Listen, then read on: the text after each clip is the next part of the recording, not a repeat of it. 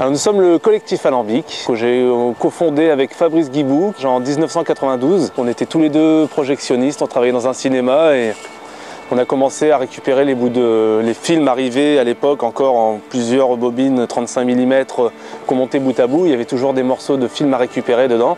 Donc au lieu de les jeter, on les récupérait et puis on les retravaillait, on en faisait des diapos. Donc on a commencé à faire des boucles, à les travailler chimiquement, on a commencé à les gratter, à les transformer, à mettre des produits dessus, de l'encre, des vernis, de la javel, des acides, et ça a donné des choses, des altérations d'image qu'on a commencé à projeter et puis de plus en plus grand.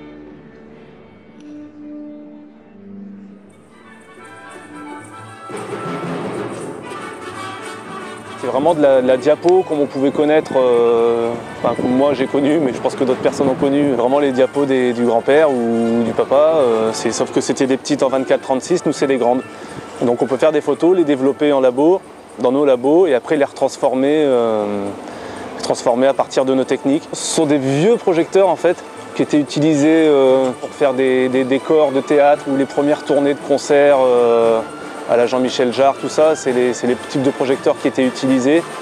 Depuis le début des années 2000, en fait, c'est détrôné par la vidéo, haute luminosité, ce qui nous arrange parce que notre technique de création reste la même, c'est une base argentique.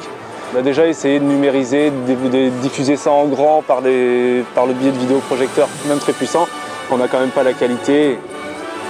Chaque mise en lumière est particulière. On s'adapte au lieu, c'est jamais la même chose. Même si des fois on réutilise des visuels qu'on a créés parce que c'est des choses qui sont aussi intéressantes à utiliser. Le but c'est de transformer un peu les lieux, transformer l'architecture. Enfin en tout cas avoir un nouveau regard dessus, quoi. Donc on se sert de ça, du décor naturel autour de l'événement.